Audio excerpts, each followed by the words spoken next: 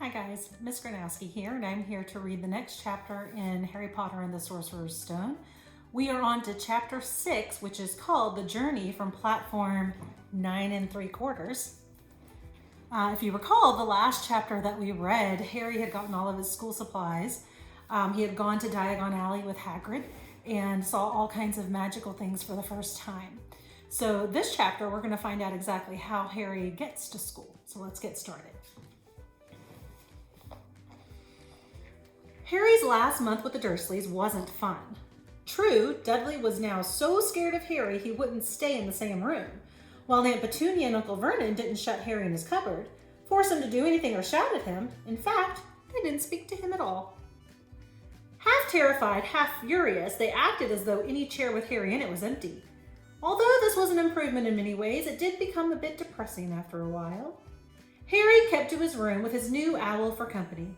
He had decided to call her Hedwig, a name he had found in a history of magic. And Hedwig's joining me today for story time. His school books were very interesting. He lay on his bed reading late into the night, Hedwig swooping in and out of the open window as she pleased. It was lucky that Aunt Petunia didn't come in to hoover anymore, because Hedwig kept bringing back dead mice.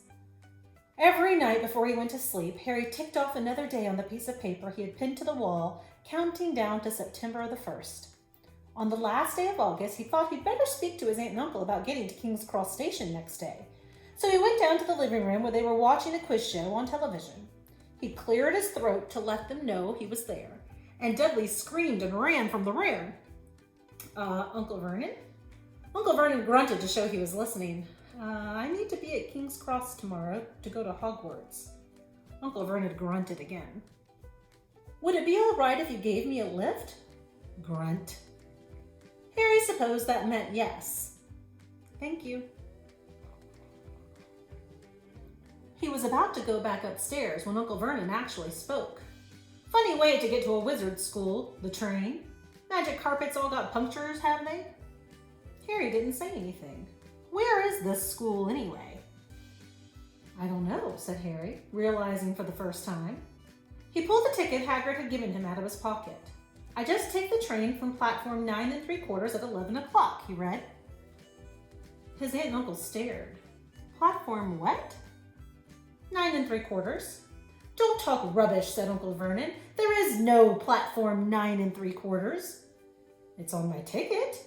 Barking, said Uncle Vernon. Howling mad, the lot of them. You'll see. You just wait. All right, we'll take you to King's Cross. We're going up to London tomorrow anyway, or I wouldn't bother. Why are you going to London? Harry asked, trying to keep things friendly. Taking Dudley to the hospital, growled Uncle Vernon. Gotta have that ruddy tail removed before he goes to Smeltings. Harry woke at 5 o'clock the next morning and was too excited and nervous to go back to sleep. He got up and pulled on his jeans because he didn't want to walk into the station in his wizard robes. He'd change on the train.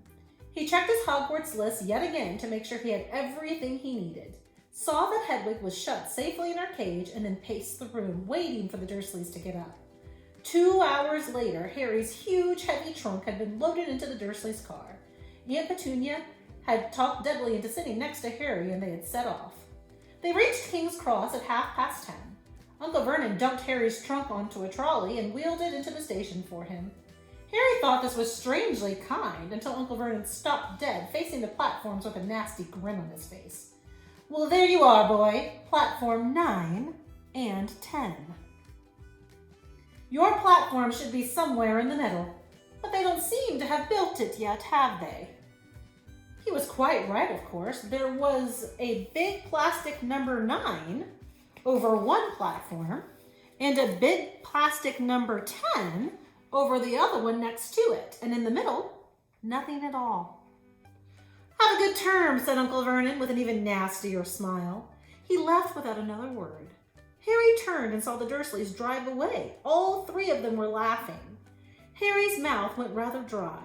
What on earth was he going to do? He was starting to attract a lot of funny looks because of Hedwig. He'd have to ask someone. He stopped a passing guard, but didn't dare mention platform 9 3/4. The guard had never heard of Hogwarts, and when Harry couldn't even tell him what part of the country it was in, he started to get annoyed, as though Harry was being dumb on purpose. Getting desperate, Harry asked for the train that left at 11 o'clock, but the guard said there wasn't one. In the end, the guard strode away, muttering about time wasters. Harry was now trying hard not to panic. According to the large clock over the arrivals board, he had 10 minutes left to get on the train to Hogwarts, and he had no idea how to do it. He was stranded in the middle of the station with a trunk he could hardly lift, a pocket full of wizard money, and a large owl. Hagrid must have forgotten to tell him something you had to do, like tapping on the third brick on the left to get into Diagon Alley. He wondered if he should get out his wand and start tapping the ticket box between platforms 9 and 10. At that moment, a group of people passed just behind him, and he caught a few words of what they were saying. Packed with muggles, of course. Harry swung around. The speaker was a plump woman who was talking to 4 boys, all with flaming red hair. Each of them was pushing a trunk like Harry's in front of them, and they had an owl. Heart hammering, Harry pushed his trolley after them. They stopped, and so did he, just near enough to hear what they were saying. Now, what's the platform number? Said the boy's mother. 9 3/4, piped a small girl, also red-headed, who was holding her hand. Mom, can't I go? You're not old enough, Ginny. Now be quiet. All right, Percy, you go first. What looked like the oldest boy marched towards platforms 9 and 10. Harry watched, careful not to blink in case he missed it. But just as the boy reached the divide between the 2 platforms, a large crowd of tourists came swarming in front of them, and by the time the last rucksack had cleared away, the boy had vanished. Fred, you next, the plump woman said. I'm not Fred, I'm George, said the boy. Honestly, woman, you call yourself our mother. Can't you tell I'm George? Sorry, George, dear. Only joking, I am Fred, said the boy, and off he went. His twin called after him to hurry up, and he must have done because a second later he had gone. But how had he done it? Now the third brother was walking briskly towards the ticket barrier. He was almost there, and then quite suddenly, he wasn't anywhere. There was nothing else for it. Excuse me, Harry said to the plump woman. Hello, dear, she said. First time at Hogwarts? Ron's new too. She pointed at the last and youngest of her sons. He was tall, thin, and gangling, with freckles, big hands and feet, and a long nose. Yes, said Harry. The thing is, I don't know how to. How to get on the platform, she said kindly, and Harry nodded. Not to worry, she said. All you have to do is walk straight at the barrier between platforms 9 and 10. Don't stop and don't be scared you'll crash into it. That's very important. Best to do it in a bit of a run if you're nervous. Go on now before Ron. Okay, said Harry. He pushed his trolley round and stared at the barrier. It looked very solid. He started to walk towards it. People jostled him on their way to the platforms 9 and 10. Harry walked more quickly. He was going to smash right into that ticket box, and then he'd be in trouble. Leaning forward on his trolley, he broke into a heavy run. The barrier was coming nearer and nearer. He wouldn't be able to stop. The trolley was out of control. He was a foot away. He closed his eyes, ready for the crash. It didn't come. He kept on running. He opened his eyes. A scarlet steam engine was waiting next to a platform packed with people. A sign overhead said, Hogwarts Express, 11 o'clock. Harry looked behind him and saw a wrought iron archway where the ticket box had been, with the words platform 9 3/4 on it. He had done it. Smoke from the engine drifted over the heads of the chattering crowds, while cats of every color wound here and there between their legs. Owls hooted to each other in a disgruntled sort of way over the babble and the scraping of heavy trunks. The first few carriages were already packed with students, some hanging out of the window to talk to their families, some fighting over seats. Harry pushed his trolley off down the platform in search of an empty seat. He passed a round-faced boy who was saying, Gran, I've lost my toad again. Oh, Neville, he heard the old woman sigh. A boy with dreadlocks was surrounded by a small crowd. Give us a look, Lee. Go on. The boy lifted the lid of the box in his arms, and the people around him shrieked and yelled as something inside poked out a long, hairy leg. Harry pressed on through the crowd until he found an empty compartment near the end of the train. He put Hedwig inside first, and then started to shove and heave his trunk towards the train door. He tried to lift it up the steps, but could hardly raise one end, and twice he dropped it painfully on his foot. Want a hand? It was one of the red-haired twins he'd followed through the ticket box. Yes, please, Harry panted. Oi, Fred, come here and help. With the twins' help, Harry's trunk was at last tucked away in a corner of the compartment. Thanks, said Harry, pushing his sweaty hair out of his eyes. What's that? Said one of the twins suddenly, pointing at Harry's lightning scar. Blimey, said the other twin, are you? He is, said the first twin, aren't you? He added to Harry. What? Said Harry. Harry Potter, chorused the twins. Oh, him, said Harry. Yes, I am. The two boys gawped at him, and Harry felt himself going red. Then, to his relief, a voice came floating in through the train's open door. Fred, George, are you there? Coming, Mom. With a last look at Harry, the twins hopped off the train. Harry sat down next to the window where, half hidden, he could watch the red-haired family on the platform and hear what they were saying. Their mother had just taken out her handkerchief. Ron, you've got something on your nose. The youngest boy tried to jerk out of the way, but she grabbed him and began rubbing the end of his nose. Mom, get off, he wiggled free. Has Ickle Ronnie got something on his nose? Said one of the twins. Be quiet, said Ron. Where's Percy? Said her mother. He's coming now. The oldest boy came striding into sight. He had already changed into his billowing black Hogwarts robes, and Harry noticed a shiny red and gold badge on his chest with the letter P on it. Can't stay long, Mother, he said. I'm up front. The prefects have got 2 compartments to themselves.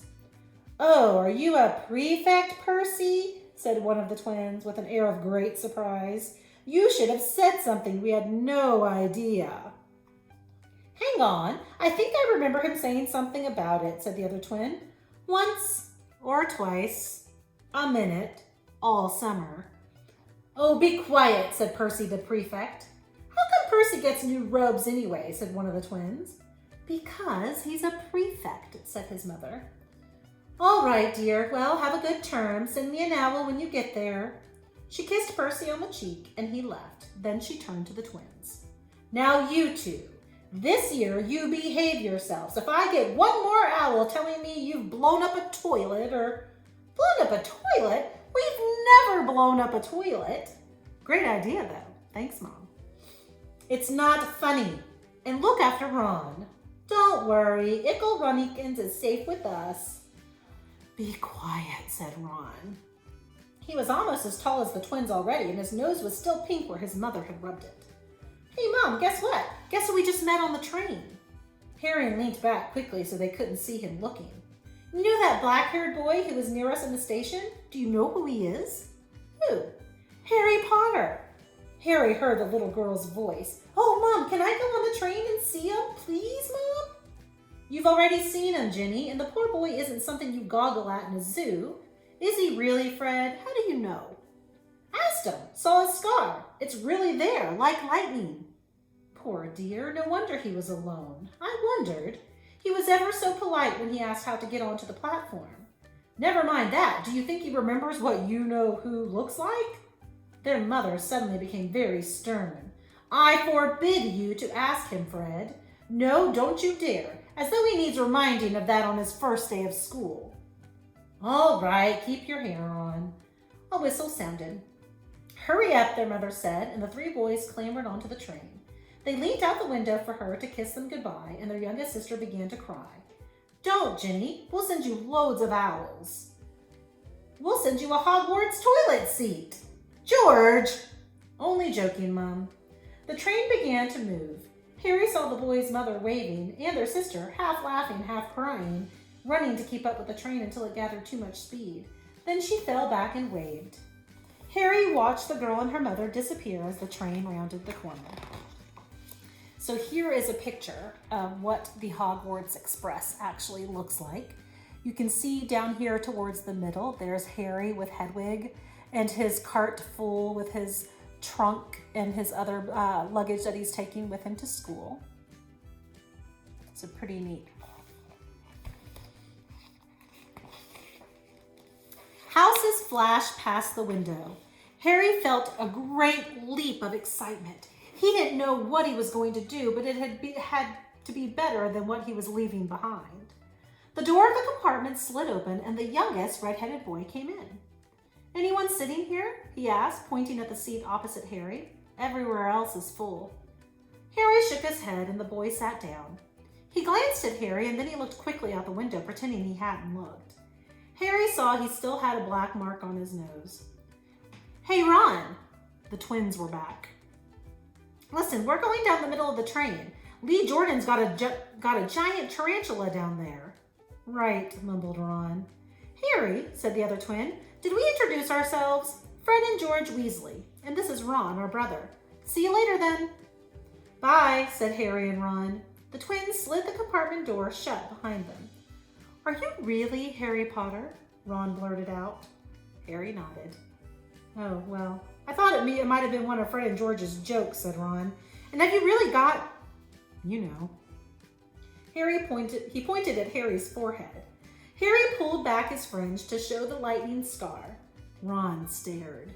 "So that's where you know who?" "Yes," said Harry, "but I can't remember it." "Nothing?" said Ron eagerly. "Well, I remember a lot of green light, but nothing else."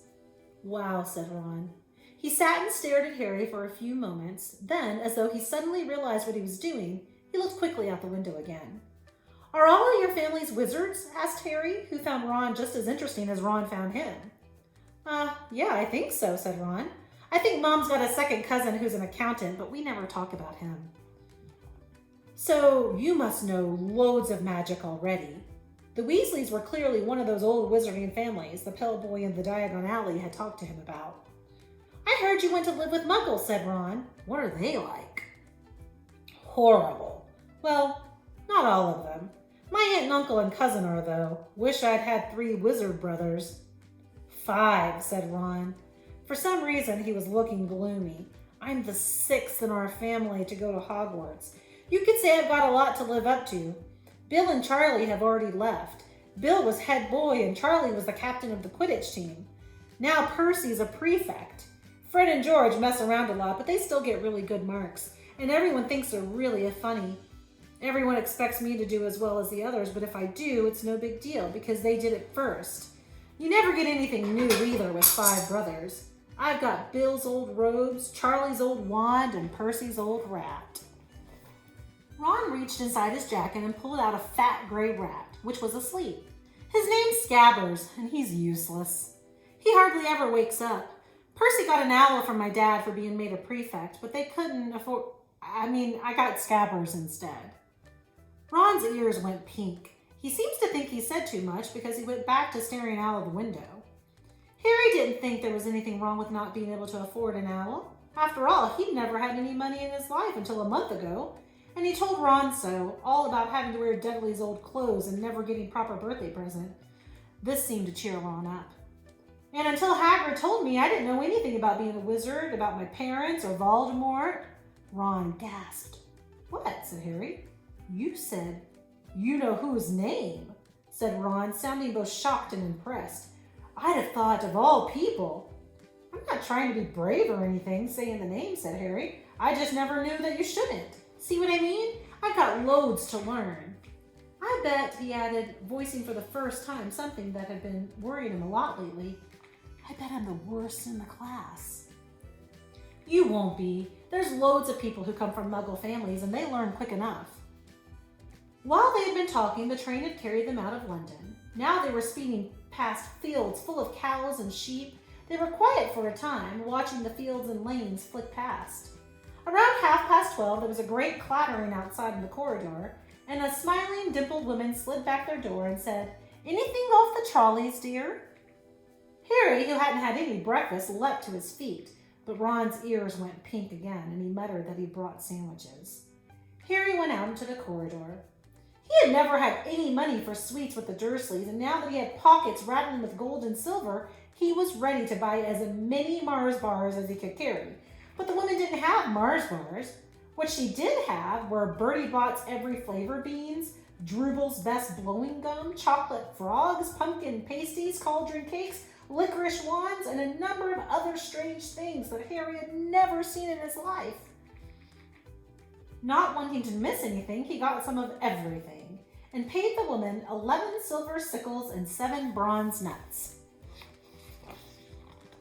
Ron stared as Harry brought it all back into the compartment and tipped it onto an empty seat. Hungry, are you? Starving, said Harry, taking a large bite out of a pumpkin pasty. Ron had taken out a lumpy package and unwrapped it. There were 4 sandwiches in there. He pulled one of them apart and said, "She always forgets that I don't like corned beef." "Swap you for one of these," said Harry, holding up a pasty. "Go on." "You don't want this. It's all dry," said Ron. "She hasn't got much time," he added quickly, with 5 of us. "Go on, have a pasty," said Harry, who had never had anything to share before, or indeed anyone to share it with. It was a nice feeling sitting there with Ron, eating their way through all of Harry's pasties and cakes. The sandwiches lay forgotten. "What are these?" Harry asked Ron, holding up a pack of chocolate frogs. "They're not really frogs, are they?" He started to feel that nothing would surprise him. "No," said Ron, "but see what the card is. I'm missing Agrippa." "What?" "Oh, of course, you wouldn't know. Chocolate frogs have cards inside of them, to collect. Famous witches and wizards. I've got about 500, but I haven't got Agrippa or Ptolemy." Harry unwrapped his chocolate frog and picked up the card. It showed a man's face. He wore half-moon glasses, had a long crooked nose and flowing silver hair, beard and mustache.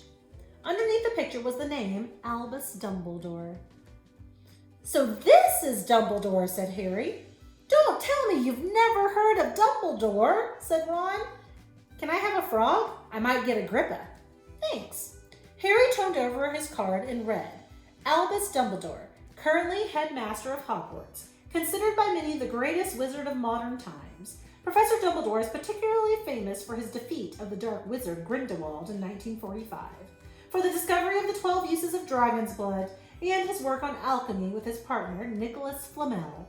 Professor Dumbledore enjoys chamber music and ten-pin bowling." There's a closer picture of Dumbledore. Harry turned the card back over and saw, to his astonishment, that Dumbledore's face had disappeared. "He's gone." "Well, you can't expect him to hang around all day," said Ron. "He'll be back." "No, I've got Morgana again, and I've got about 6 of her. Do you want it? You can start collecting." Ron's eyes strayed to the pile of chocolate frogs waiting to be unwrapped. "Help yourself," said Harry. "But, in the Muggle world, people just stay put in photos." "Do they? What, they don't move at all?" Ron sounded amused. "Weird." Harry stared as Dumbledore sidled back into the picture on his card and gave him a small smile. Ron was more interested in eating the frogs than looking at the famous witches and wizards cards, but Harry couldn't keep his eyes off of them. Soon he had not only Dumbledore and Morgana, but Hengist of Woodcroft, Alberic Grunion, Circe Pericles, and Merlin. He finally tore his eyes away from the Druidess Cleodana, who was scratching her nose to open a bag of Bertie Bott's every flavor beans. Before we get too far, let me get you a closer picture there of Ron and Harry going through all of those snacks. You can see Ron's rat on top of his head. That's Scabbers.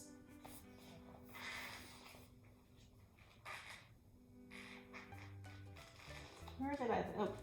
"You want to be careful with those," Ron warned. "When they say every flavor, they mean every flavor. You get all the ordinary ones like chocolate and peppermint and marmalade, but then you can get spinach and liver and tripe. George reckons he got a boogie flavored one once."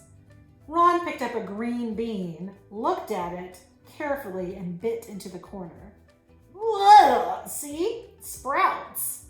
They had a good time eating the every flavor beans. Harry got toast, coconut, baked beans, strawberry, curry, grass, coffee, sardines, and was even brave enough to nibble the end of a funny gray one that Ron wouldn't touch, which turned out to be pepper flavored.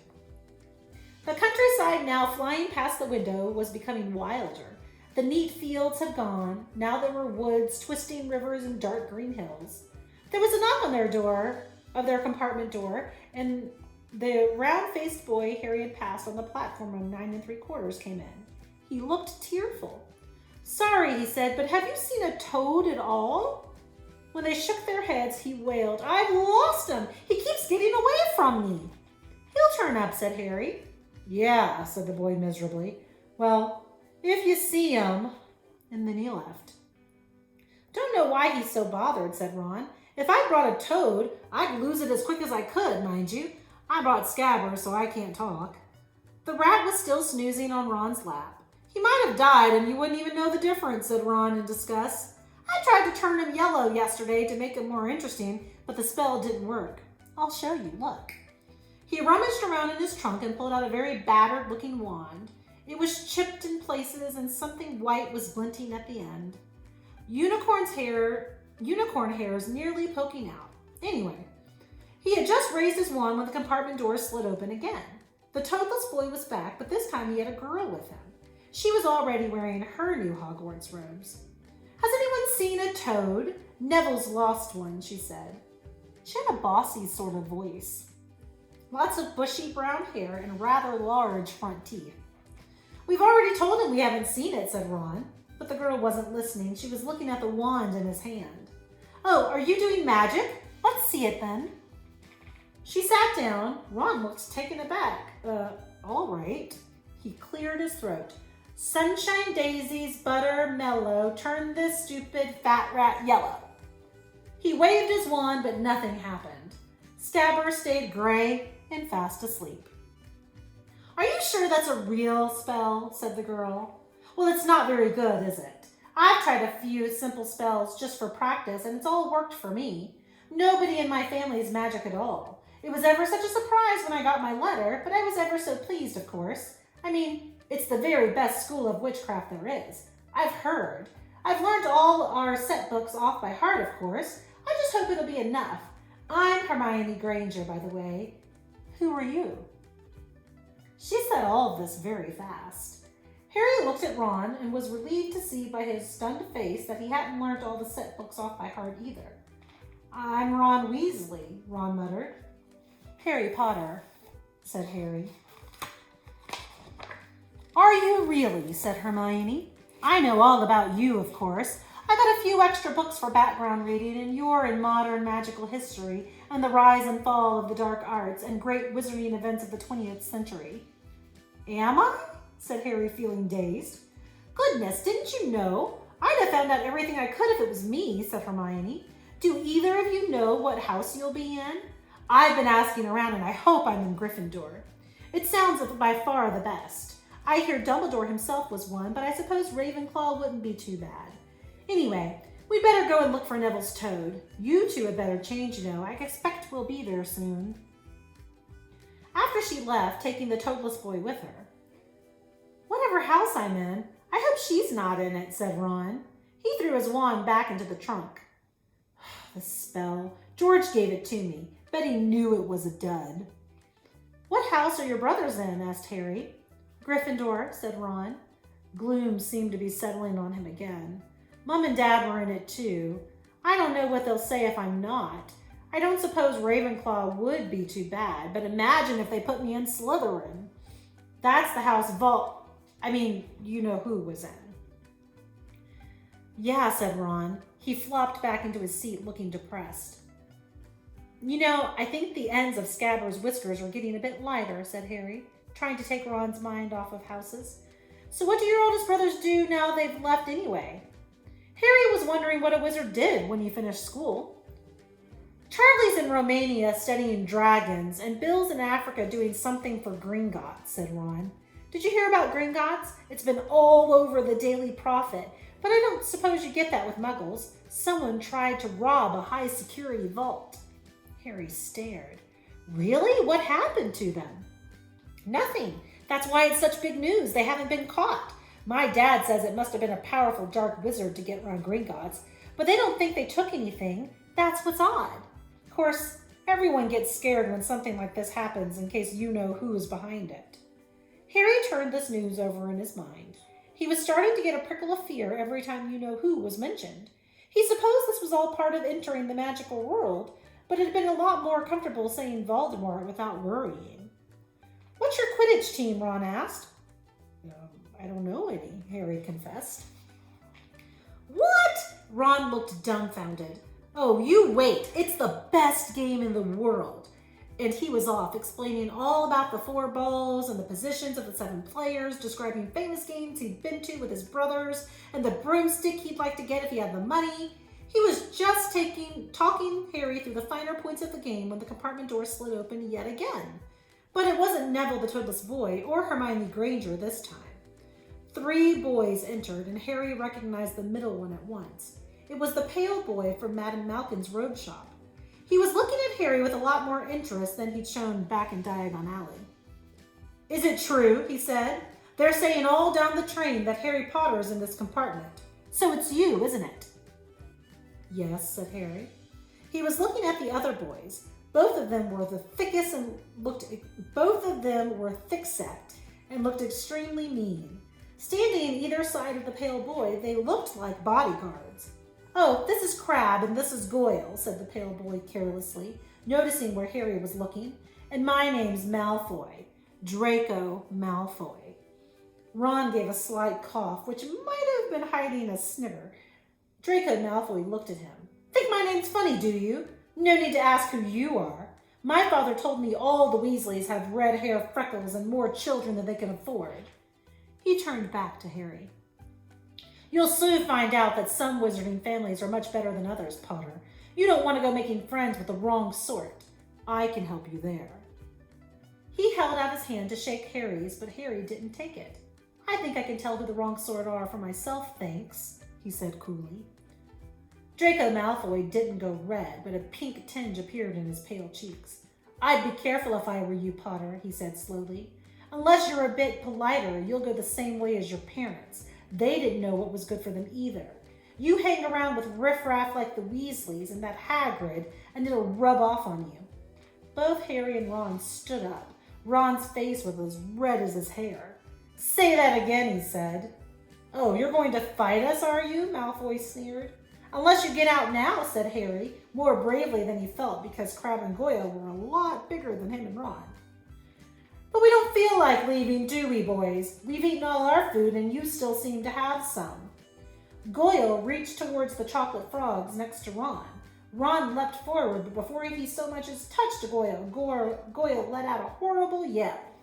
Scabbers, the rat, was hanging off of his finger. Sharp little teeth sunk deep into Goyle's knuckle. Crabbe and Malfoy backed away as Goyle swung Scabbers round and round, howling, and when Scabbers finally flew off and hit the window, all 3 of them disappeared at once. Perhaps they thought there were more rats lurking among the sweets, or perhaps they'd heard footsteps because a second later, Hermione Granger had come back in. "What has been going on?" she said, looking at the sweets all over the floor, and Ron picking up Scabbers by his tail. "I think he's been knocked out," Ron said to Harry. He looked closer at Scabbers. "No, I don't believe it. He's just gone back to sleep." And so he had. "You've met Malfoy before?" Harry explained about their meeting in Diagon Alley. "I've heard of his family," said Ron darkly. "They were some of the first to come back to our side after you-know-who disappeared. Said they'd been bewitched. My dad doesn't believe it. He says Malfoy's father didn't need an excuse to go over to the dark side." He turned to Hermione. "Can we help you with something?" "You'd better hurry up and put your robes on. I've just been up the front to ask the driver, and he says we're nearly there. You haven't been fighting, have you? You'll be in trouble before we even get there." "Scabbers has been fighting, not us," said Ron, scowling at her. "Would you mind leaving as we change?" "All right. I only came in here because people outside are behaving very childishly, racing up and down the corridors," said Hermione in a sniffy voice. "And you've got dirt on your nose, by the way. Did you know?" Ron glared at her as she left. Harry peered out of the window. It was getting dark. He could see mountains and forests under a deep purple sky. The train did seem to be slowing down. He and Ron took off their jackets and pulled on their long black robes. Ron's were a bit short for him. You could see his trainers underneath them. A voice echoed through the train. "We will be reaching Hogwarts in 5 minutes' time. Please leave your luggage on the train. It will be taken to the school separately. Harry's stomach lurched with nerves, and Ron, he saw, looked pale under his freckles. They crammed their pockets with the last of the sweets and joined the crowd thronging the corridor. The train slowed right down and finally stopped. People pushed their way towards the door and out onto a tiny dark platform. Harry shivered in the cold night air. Then a lamp came bobbing over the heads of the students, and Harry heard a familiar voice. First years over here. All right there, Harry. Hagrid's big, hairy face beamed over the sea of heads. Come on, follow me. Any more first years? Mind your step now. First years, follow me. Slipping and stumbling, they followed Hagrid down what seemed to be a steep, narrow path. It was so dark either side of them that Harry thought that there must be thick trees everywhere. Nobody spoke much. Neville, the boy who kept losing his toad, sniffed once or twice. You'll get your first sight of Hogwarts in a sec, Hagrid called over his shoulder. Just round this bend here. There was a loud ooh. The narrow path had opened suddenly on the edge of a great black lake. Perched atop a high mountain on the other side, its windows sparkling in the starry sky, was a vast castle with many turrets and towers. No more than 4 to a boat, Hagrid called, pointing to a fleet of little boats sitting in the water by the shore. Harry and Ron were followed into their boat by Neville and Hermione. Everyone in, shouted Hagrid, who had a boat to himself. Right then, forward! And the fleet of little boats moved off all at once, gliding across the lake, which was as smooth as glass. Everyone was silent, staring up at the great castle overhead. It towered over them as they sailed nearer and nearer to the cliff on which it stood. Heads down, yelled Hagrid as the first boats reached the cliff. They all bent their heads and the little boats carried them through a curtain of ivy which hid a wide opening in the cliff face. There, they were carried along a dark tunnel which seemed to be taking them right underneath the castle until they reached a kind of underground harbor where they clambered out onto the rocks and pebbles. Oi, you there! Is this your toad? Said Hagrid, who was checking the boats as the people climbed out of them. Trevor! Cried Neville blissfully, holding out his hands. Then they clambered up a passageway in the rock after Hagrid's lamp, coming out at last onto the smooth, damp grass right in the shadow of the castle. They walked up a flight of stone steps and crowded around the huge oak front door. Everyone here? You there, still got your toad? Hagrid raised a gigantic fist and knocked 3 times on the castle door. And that is the end of chapter 6. So now we see how Harry got to Hogwarts. In the next chapter, we're going to find out exactly how they get put into the different houses at Hogwarts. So I hope you've enjoyed this chapter. Again, if you've seen the movies, you can see that there was a lot of different stuff in this chapter than was in the movie, especially on that train ride. There's a lot of things that happened, just little things, you know, that they changed in the movie. Malfoy, for instance, did not come into the cabin that Harry and Ron were in on the train. In the movie, he met them on the steps. So a few different things happening. That's why it's always really interesting to go back and read the book. I hope you've enjoyed that chapter, and I'll see you guys again next week.